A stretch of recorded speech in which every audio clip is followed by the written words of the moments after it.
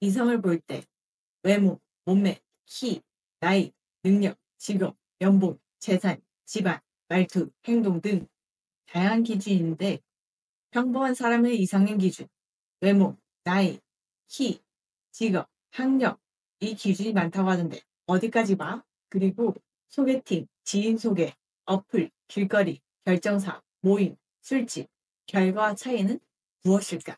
궁금하지 않아? 내가 알려줄게. 난 단기간에 해본 것은 아니고 코로나 전후 헤어질 때마다 몇 년간 골고루 해본 후기야. 단점, 장점, 특이점 순으로 이야기해줄게.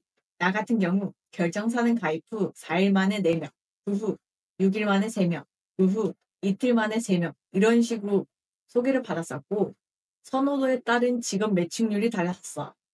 나는 전문직보다 사업가를 선호하는 편이라 100억대에서 200억대 사업가, 그리고 대기업, 공무원, 건물주, 부동산 이런 사람들까지 소개가 들어왔었고 어플은 매일 매칭되다 보니 보스펙, 금수저, 사업가, 변호사, 의사 등 4명 이상 들어왔었어.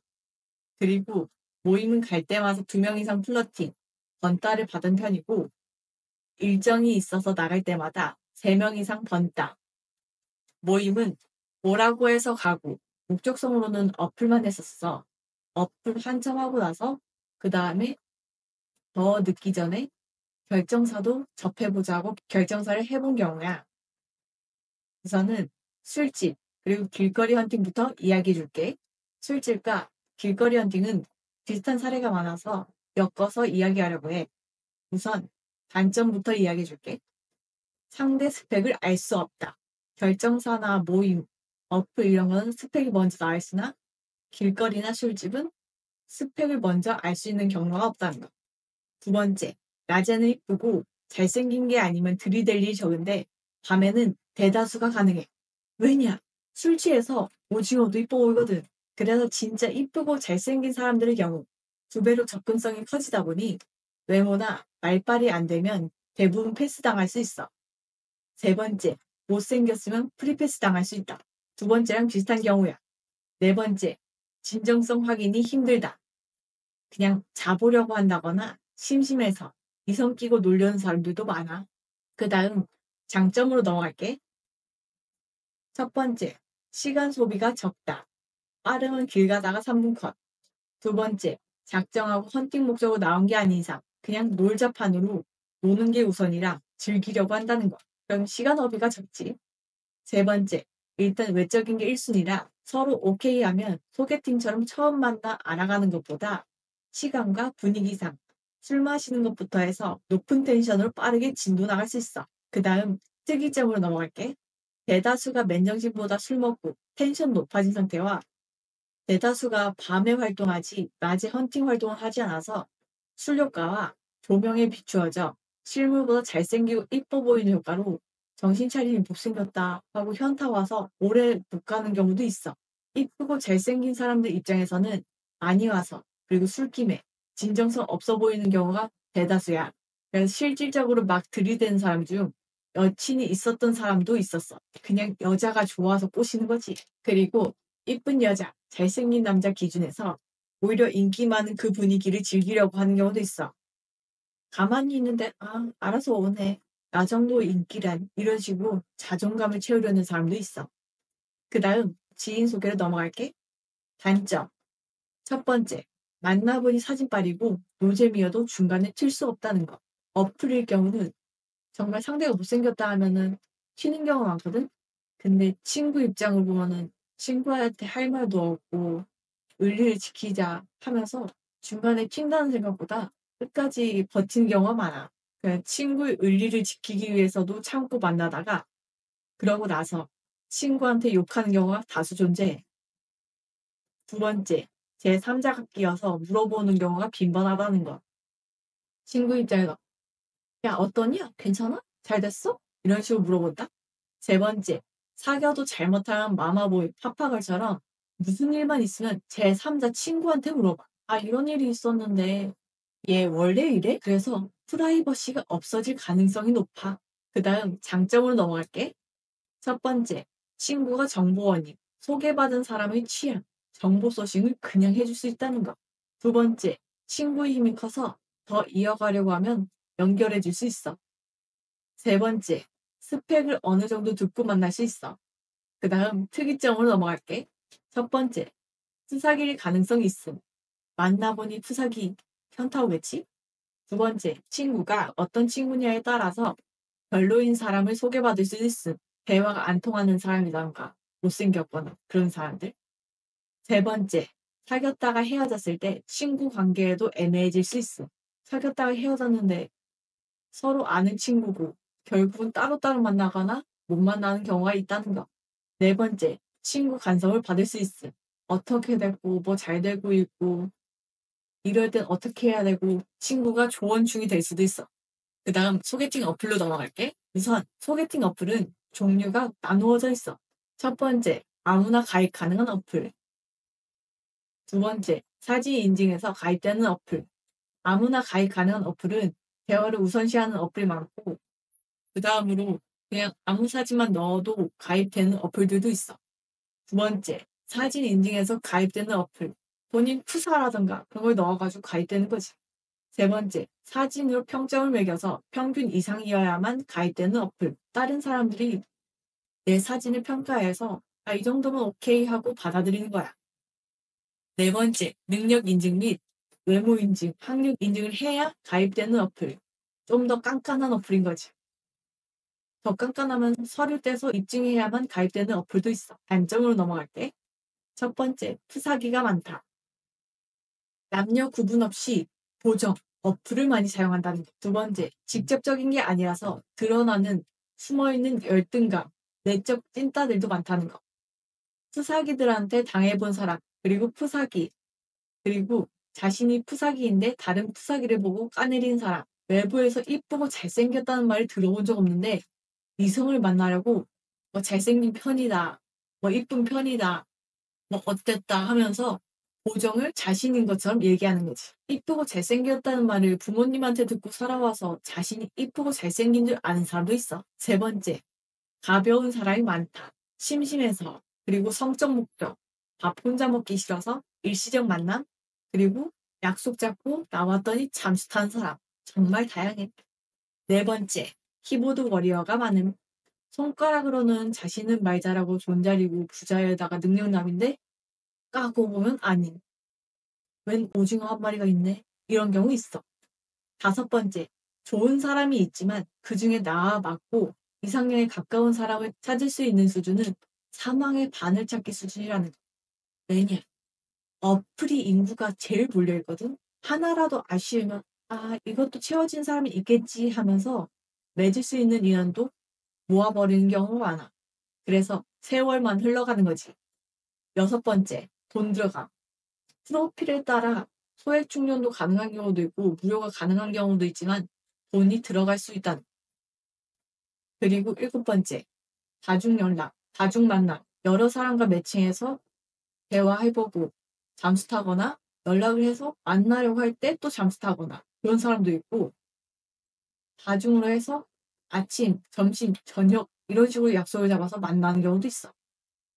그래서 이 사람 제보고 저 사람 제보고 정말 이 사람이다 싶은 게 아니면은 다음 기회를 노리는 사람들 많아. 여덟 번째, 좋은 사람을 만났어도 더 좋은 사람을 만날 수 있다고 생각함.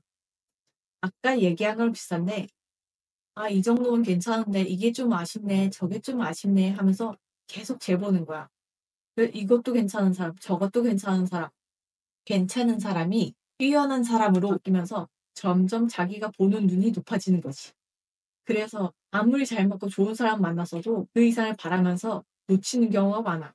근데 그런 경우 자신의 객관화가 안 되는 경우가 많아서 그런 사람을 만났을 때 차이는 경우도 많아. 아홉 번째, 변태, 비매너, 또라이, 열등감 심한 사람, 이상한 사람, 그리고 정상, 골고루 섞여 있다는 거. 그 다음 장점으로 넘어갈게. 간접적인 경로로 연락까지가 쉬움. 두 번째, 서로 괜찮으면 빠른 만남이 가능함. 당일치기도 가능하다.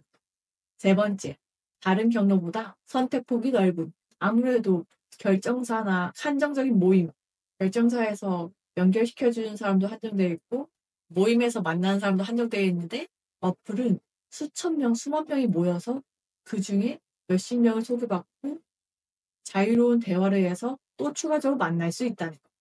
그래서 선택폭이 넓은 편이야.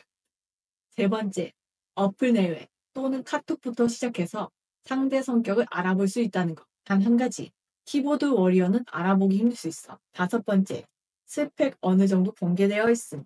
모임이나 길거리 만남은 스펙을 먼저 알기가 어려운 경우도 있는데 어플은 대놓고 공개되어 있다는 거. 여섯 번째, 제3자의 간섭한 사람과 남의 시선이 없음.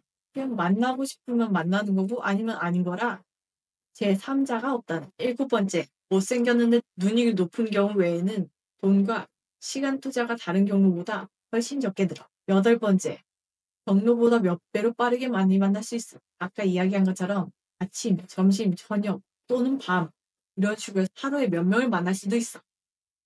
아홉 번째, 다른 데에 비해 잘생기고 이쁜 사람들도 많아. 수사기인 사람들로 인해서 속았다, 낚였다 이러는 경우도 많지만 실질적으로 정말 잘 나가는 사람들, 정말 잘생기고 이쁜 사람들도 소개팅 어플을 깔면 그 평범한 사람들보다 몇십 배로 인기가 많기 때문에 그런 사람들도 많다는 거. 열 번째, 소개팅과 다른 분위기로 부담감 없이 편하게 만남이 가능하다는 거.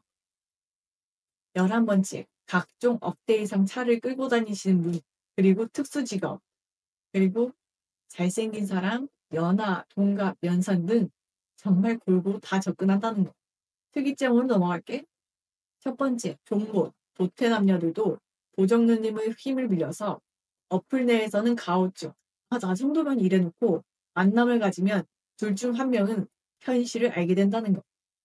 두 번째, 푸사기들도 유일하게 존재할 존재가 되는 곳이라 불신이 많아지. 세 번째, 몇 번 푸사기를 만나보면 현타 오는 사람, 타락하는 사람, 삐뚤어지는 사람 등 다양한 경우가 생김. 그래서 푸사기일 거라는 의심부터 깔고 그 전제하에 그냥 쉽게 만나보고 후회하는 사람들도 존재해. 그 다음 모임으로 넘어갈게. 사교 모임, 취미 모임, 친목 모임, 소개팅 모임 등 다양하게 있어. 우선 단점은 첫 번째, 진정성이 낮은 경우가 많음. 그 이유는 심심해서 참여하는 경우도 많고 뉴비들이 올 때마다 어떤 사람들일까 궁금해하는 사람도 많아. 두 번째, 이쁘고 잘생긴 사람들은 모임에서도 희소성이 크기 때문에 거들먹거리는 사람도 많아. 여왕벌 효과라고 하지. 세 번째, 자신이 스타일이 아닌 사람들이 모이는 경우도 많음. 네 번째, 못생긴 사람들은 배제당하기 쉬움. 다들 초면에는 외모를 보니까. 다섯 번째, 다른 목적도 많음. 심심해서 침묵 등. 여섯 번째, 썸 타다가도 깨진 후에는 다음 모임에서도 또 목격할 수 있음. 안 좋게 보이는 거지. 일곱 번째, 친해진 사람들 사이에 질타및 개입. 남의 썸 관계인데 자꾸 꼬치꼬치 캐묻는 사람, 방해하는 사람 등 그런 사람들도 존재해. 장점으로 넘어갈게. 첫 번째, 비용이 많이 드는 경우는 정말 없음. 다 엠빵에서 쓰기 때문에 일정 금액을 받고 끝내는데 그게 일반 소개팅보다는 모임이 저렴해. 두 번째, 소개팅 대비 친해지기 쉬움. 대화랑 놀자 느낌이 크다 보니까 친해지기가 쉬워. 세 번째, 한 번에 여러 번과 대화해 볼 수 있음. 네 번째, 기회를 자주 만들 수 있음. 다섯 번째, 모임 끝나고 추가 연락이 가능함. 여섯 번째, 서로 괜찮으면 바로 번호 따서 2차까지 갈 수 있음. 특이점을 넘어갈게. 이쁘고 잘생긴 사람들이 한 번에 많이 모인 경우가 정말 드물어서 그 역시 여왕벌 효과가 나타나. 한 명의 여자 앞에 줄 서 있는 남자들, 한 명의 남자한테 몰린 대시 골고루 있다는 것. 그 다음 결장서로 넘어갈게. 우선은 단점. 첫 번째, 돈 많이 들어가. 몇 회 또는 몇 개월 또는 일회성으로 종류가 다양하고 몇십만 원부터 몇백만 원까지 들 수 있어. 두 번째, 후사기 역시 존재한다는 것. 사진은 그냥 무난한데 만나보니까 너무 별로다 아저씨 같다 이런 경우도 있어. 세 번째, 다양한 이유로 가입한 사람들이 모여 있어서 시간 낭비 가능성도 많음. 막상 만나서 물어보니 그냥 궁금해서 권유받아서 이런 사람들도 있어. 네 번째, 성격 이상한 사람들 역시 존재야.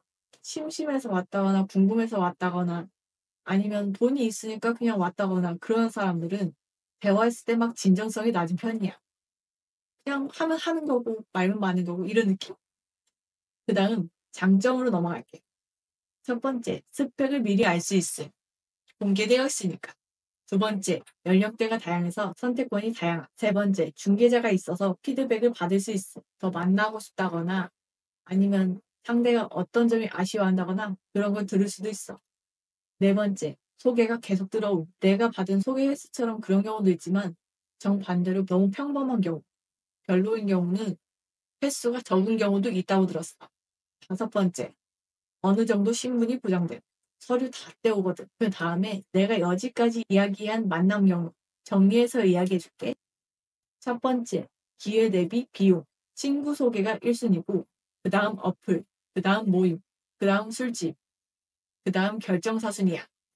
아까도 얘기했던 것처럼 결정사는 몇십만 원부터 몇백만 원까지 들 수 있으니까 제일 많이 든다네. 친구 소개는 밥 한 번 사주면 끝이지. 어플은 몇천 원부터 해서 몇십만 원, 몇백만 원까지. 모임도 몇만 원, 술집도 몇만 원. 이런 순서대로라. 그래서 첫 번째 친구 소개, 두 번째 어플, 네 번째 모임, 네 번째 술집, 다섯 번째 결정사순이야. 그 다음 만날 확률 대비 폭넓은 선택권. 첫 번째 어플, 두 번째 결정사, 세 번째 모임, 네 번째 술집, 다섯 번째 친구 소개로 어플은 하루에도 몇십 명을 소개받아 만날 수 있기 때문에 제일 기회가 많아. 그 다음에 결정사.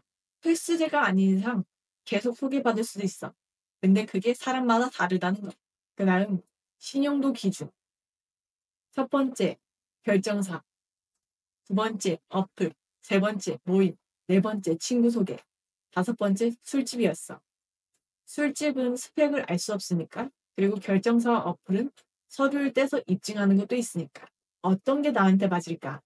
장단점을 고려해보고 선택하길 바래. 일단 생각나는 대로 정리해봤는데 추가할 내용이 있다면 아래 댓글로 달아주길 바래. 안녕.